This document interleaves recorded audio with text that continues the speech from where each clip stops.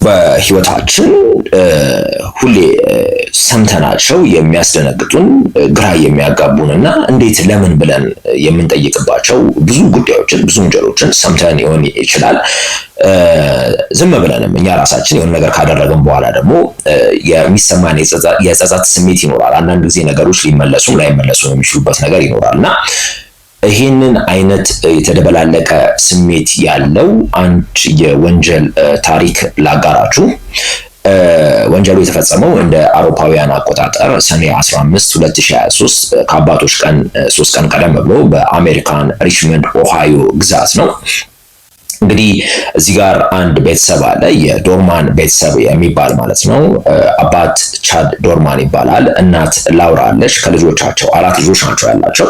ክሌይተን 7 ዓመት፣ ሃንተር 4 ዓመት፣ ቼስ 3 ዓመት እና የላውራ ከበፊት ትዳሯ የወለደቻት ወይም ደግሞ ከበፊት ግንኙነቷ የወለደቻት አሌክሲስ የምትባል አንዲት የ15 ዓመት ልጅ አለች ማለት ነው። ይሄ ቤተሰብ እንግዲህ እንዳልኳችሁ በሪችመንድ ኦሃዮ አካባቢ ነው የሚኖረው። በጣም ጸጥተኛ፣ በጣም ሰላማዊና ይሄ የገጠር አይነት ላይፍ ያለበት አካባቢ ነው። እንግዲህ በዕለተ ሐሙስ ቀን አቶ ቻድ ዶርማን በጊዜ ከስራ ይመጣል። ሁሉም ግራ ገብቷቸዋል፣ እንዴት ቀድሞ ከስራ መጣ የሚል ነገር ማለት ነው። ነገር ግን ላውራ ምሳ ቀረበችለት። ምሳውን እየተመገበ በነበረበት ሰዓት ላይ ይሄ በጣም ጣፋጩ የመጨረሻው ምሳዬ ይል እንደነበረ ነው የተነገረው። ምሳውን ከተመገበ በኋላ መጽሐፍ ቅዱስ ይዞ በጣም በቤት ውስጥ በጣም በተለያየ መንገድ ይንጎራደድ እንደነበረና ይሄ በጣም እንዳስጨነቃት ከዛም ተጠይቋለች። ለአባት ልደውልለት እንዴ ትለዋለች። ምክንያቱም በጣም ረብሿታል። አይኖ ቀልድ እኮ ነው፣ ቀልድ ነው ምናምን ነገር እያለ ነገሩን ያው በሳቅ ያሳልፈዋል ማለት ነው። ከዛም በኋላ ምሳ ከተመገቡና ይሄ ነገር ካለፈ በኋላ ቻድ ይጠይቃታል ላውራን፣ ልጆቹን ይዘሽ ሁላችንም ተሰብስበን መኝታ ቤት ገብተን ማስተር ቤድሩም ውስጥ ገብተን እንተኛ ናፕ እናድርግ ይላታል። እሷም ፈቃደኛ ትሆናለች። ይሄን ጊዜ አሌክሲስ በቤተሰብ ክፍል ውስጥ ቴሌቪዥን ብቻዋን እየተመለከተች ነበረ። ቻድ ላውራና 3 ልጆች ሆነው ሃንተር፣ ክሌይተን እና ቼስ ሆነው መኝታ ቤት ገብተው ናፕ ያደርጋሉ ማለት ነው። በተኙበት ሰዓት ላይ ቻድ ይነሳና ወደ መሳሪያ ማስቀመጫው ሄዶ የአደን መሳሪያውን ይዞ ይመጣል ማለት ነው። ከዛም የ4 ዓመቱን ሃንተር 2 ጊዜ ተኩሶ ያቆስለዋል። እናት ደንግጣ ትነሳለች፣ ላውራ ማለት ነው። ከዛ ልጇን ለማትረፍ በጣም እየተጣጣረች ነው። ቴሌቪዥን እያየች የነበረችው አሌክሲስ በጣም ደንግጣ ወደ ማስተር ቤድሩም ትመጣለች፣ ወደ ዋናው መኝታ ቤት ማለት ነው። እንጀራ አባቷ ቻድ መሳሪያውን ይዞ በኩራት አይኑን እያጉረጠረጠ በጣም ይንቆራጠጣል። ደንግጣ እንግዲህ የ7 ዓመቱን ክሌይተንን ይዛ ወደ ውጭ ሩጫ ጀመረች ማለት ነው። ቁሚ አላት፣ አልቆምም አለች። ክሌይተንን ነጥሎ ቻድ በመሳሪያ ይጥለዋል ማለት ነው። ከጣለው በኋላ በተኛበት በወደቀበት ክሌይተንን በወደቀበት ተኩሶ ይጥለዋል ማለት ነው። ተመልሳ አሌክሲስ ወደ መኝታ ቤት ሄዳ የ3 ዓመቱን ቼስ ለማዳን ሩጫ ትጀምራለች ማለት ነው። እንግዲህ በሩጫ ይዛው ቼስን ወደ ውጭ እየወጣች እያለ ልጁን ልቀቂው ገድልሻለሁ ይላታል። አድርገው ትለዋለች አሌክሲስ ማለት ነው። ግን ሲተኩስ መሳሪያ ጥይት አልነበረውም በውስጡ። እንግዲህ እዚህ ጋር ምንድነው ያደረገችው አሌክሲስ? ቼስን እዛው ውጭ ላይ ተወችውና ሰዎችን ለመጥራት ወደ አካባቢው የእሳት አደጋ ቢሮ ትሄዳለች ማለት ነው። መንገድ ላይ እንግዲህ አንድ ሴት ታገኛታለች። ለዛች ሴት ትነግራታለች፣ እንጀራ አባቴ ጠቅላላ ቤተሰቡን ጨረሳቸው እያለች ማለት ነው። ያቺ ሴት ደንግጣ ወደ 911 ትደውላለች ማለት ነው። 911, where's your emergency? There's a girl running down the street saying that her stepfather is killing everyone in her family. It's on the corner of where there's a body shop and the fire department. Do you know what road this is? Okay, what's your name? She ran to the fire department. What's your name?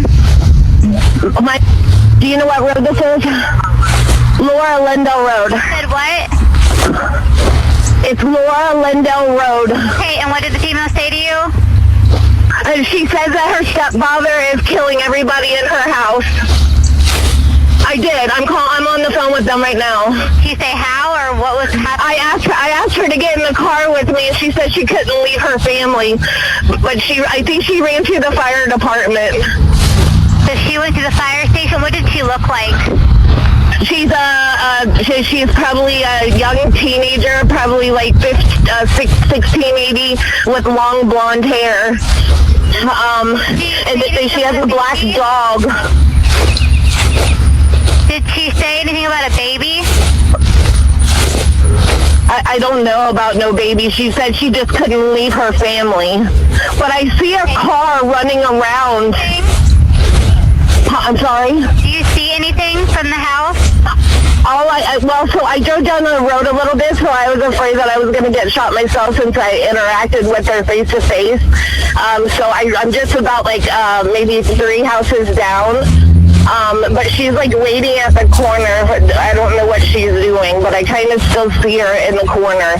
But I saw a car kind of came around and whipped around, so I'm not exactly sure if that's him or if he's chasing her or not. I'm sorry? What kind of ፖሊሶች ወደ አካባቢው መምጣት ይጀምራሉ። ቤት ውስጥ እናት ላውራ የወደቁትን ልጆቿን ለማዳን በጣም እየተፍጨረጨረች ነው ያለችው። በነገራችን ላይ እንግዲህ በዚህ ሂደት ውስጥ እያለች ነፍሱን ለማዳን የ3 ዓመቱ ቼስ ወደሷ መጥቷል። አባት ቻድ ደግሞ መሳሪያ ውስጥ ጥይት ከቶ በድጋሚ የቀሩትን ለመጨረስ ነው እየመጣ ያለው ማለት ነው። እንግዲህ ልቀቂው ይላታል እናትየውን ማለት ነው። ቼስን ልቀቂው ይላታል። አልለቅም ትላለች። እጇ ላይ የያዘችበትን እጇ ላይ ይተኩስና ያስለቅቃታል። ከዛ በኋላ የ3 ዓመቱን ቼስ ይገድለዋል ማለት ነው።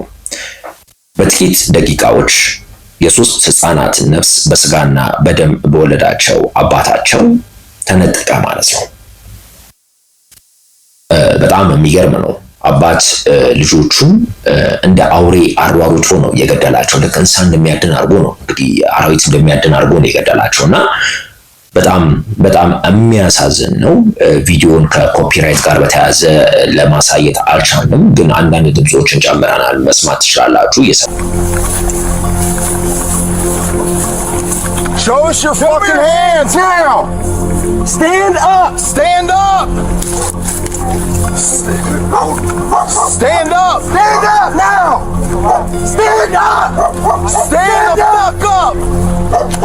Stage and air crews are going to go ahead and fly whenever any unit's going to arrive. Get your hands up here. Look, number 21.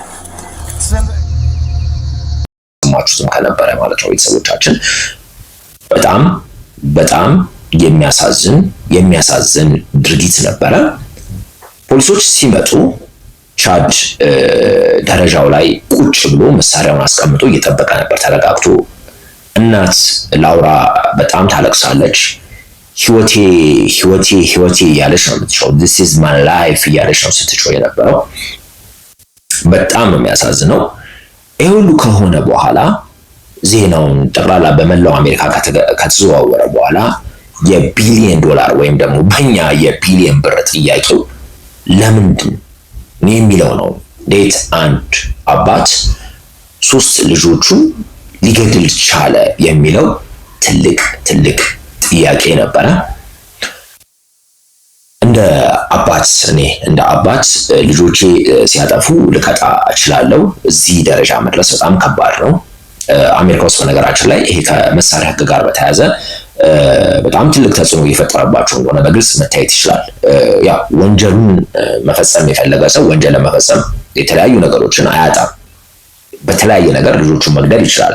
ግን መሳሪያ መኖሩ ይሄ ምንድነው የሚባለው እሳት አጠገብ ቤንዚን እንደማስቀመጥ ማለት ነው፣ ለኔ እንደሚገባኝ ከሆነ ማለት ነው። ለማንኛውም የተለያዩ ነገሮች ተነሱ ማለት ነው። ለምሳሌ አንድ ጎረቤት ያለችው ነገር ከሚስቱ ጋር በየቀኑ እንደሚጨቃጨቅና በጣም አቢዩሲቭ እንደሆነ ሰውየው በጣም አግሬሲቭ የሆነ ባህሪ እንዳለው የሚነገር አለ። ሌላኛው የአይምሮ ችግር ራሱ ቻድ ያቀረበው ነገር ነው። የአይምሮ ችግር አለብኝ የሚል ነው። ሌላኛው ደግሞ ከሃይማኖት ጋር በተያያዘ ነው። በነገራችን ላይ ይሄ አሜሪካ ውስጥ በጣም ትልቁ ችግር በተለይ ከእምነት ጋር በተያያዘ ይሄ የመጨረሻው ቀን ናፋቂዎች የሚባሉ አሉና የምጽአት ቀን ከመምጣቱ በፊት ልጆቻችን ይህንን ሳያዩ እኛ እነሱን ቀድመን እናስወግዳቸውና ከዛ በኋላ እኛ ኮንሲኩዌንሱን ብንቀበል ወይም ደግሞ የሚመጣውን ጣጣ ብንቀበል ይሻለናል ብለው የሚያስቡ ሰዎች አሉ። ይሄ ጤነኛ ነው ጤነኛ አይደለም አይሮላ አቅም ጤነኛ ነው ብዬ አላስብም። ከሃይማኖት ጋር የሚያያዙት ነገሮች አሉ። ብቻ ግን አንድ ስሜት የሚሰጥ ነገር ያየሁት ነገር አለ። ይሄንን ነገር ታሪኩን በደንብ በመመራመርበት ሰዓት ላይ ያዩዋቸው የተለያዩ ያነበብኳቸው ታሪኮችን በመመለከትበት ሰዓት ላይ ሰውየው ወንጀሉን ለመፈጸም ከ7 ወር ከ8 ወር በፊት ቀደም ብሎ ያስብ እንደነበረ ነው። ዋነኛው ምክንያት ደግሞ ተብሎ የሚታሰበው ምንድነው? ላውራ የፍች ጥያቄ አቅርባ የፍች ጥያቄ በፍርድ ቤት ጸድቆላት ልጆቹን ልትወስድ እንደነበረ ነው እየተነገረ ያለው ማለት ነው። ስለዚህ በዚህ ሂደት ውስጥ የተለያዩ ነገሮች አሉ። ለምሳሌ አሜሪካ ውስጥ ፍች ይዞት ከሚመጣው ጣጣ አንዱ ልጆች ካሉ ይሄ ቻይልድ ሰፖርት የሚባለው ነገር በጣም ከባድ ነው። አንድ አባት ለልጆቹ በየወሩ የሚቆረጥ ተቆራጭ አለ። ለ3 ልጆች መክፈል የሚገባው ክፍያ አለ። በዛ ላይ ደግሞ ይሄ ለሷም የሚከፈላት ክፍያ ሊኖር ይችላል። ይሄ ያው የተለያየ ነገር አለ እዛ አሜሪካ ውስጥ በፍርድ ቤት በፍች ውስጥ ያለው ሂደት ውስጥ ማለት ነውና ይሄ በጣም ባለብዙ ጣጣ ከመሆኑ የተነሳ ያው እሷ በዚህ ሂደት ውስጥ ስላሳለፈችና ይሄንንም ስላደረገችው በጣም የተበሳጨው ቻድ እናትየውን ለመበቀል ብሎ ያደረገው ነገር ነው ይባላል። ያው በዓለም ላይ በጣም ትልቁ የወላጅ ህመም ብዬ የማስበው የልጅን ህልፈት ቁጭ ብሎ ማየት መመልከት ነው። በተለይ በእንደዚህ አይነት መልኩ ደግሞ በጣም ከባድ ነውና በጣም አልቲሜት የሆነው ስቃይ ነው ለእናትየው አስቀምጦላት ሄደው ማለት ይቻላል ቻድ። ከዚህ ጋር በተያያዘ እንግዲህ በጣም ህይወቷ ጠቅላላ ምስቅልቅል እንደወጣ ነው። ከዛ በኋላ የሆነው ነገር ምንድነው? ቻድ በመጀመሪያ ደረጃ አብጃ ያለው በእብደት ውስጥ ሆኜ ነገር ያደረኩትና ከኢንሳኒቲ ጋር በተያያዘ ፍርድ ቤቱ የሚመልከትልኝ የሚል ነገር አነሳ። ተረጋጋ ማለት ነው። ሲረጋጋ ነገሮችን ቆም ብሎ ማሰብ ጀመረ። ምንድነው ያደረኩት ማለት ጀመረ። የማይመለሱ ነገሮችን ያደረገው የፈለገ ነገር ቢሆን እናትዬ በዛ መንገድ ብትሄዱ የቦብ ማርሌ ዘፈን አለ አንድ በር ሲዘጋ በጣም 1000 በር ደግሞ ክፍት አለ የሚል ማለት ነውና ለምን እንደዛ እንዳሰበ ግራ ነው የሚያጋባው። ለማንኛውም አብጄ ነው ማለት ጀመረ። ከዛ በኋላ አላደረኩኝም ነው ማለት የጀመረው ጉዳይ ማለት ነው። ወይም ደግሞ ያደረገበት ዋናው ምክንያት በእብደት ውስጥ ሆኖ ከአይምሮ ችግር ጋር በተያያዘ ስለሆነ ፍርድ ቤቱ ይሄን እንደ ቅጣት ማቅለያ እንዲቀበልለት ተመለከተ ማለት ነው። የፍርድ ቤቱ ዳኛ በነገራችን ላይ አንድ አስገራሚ ነገር ወስነው ነበረ።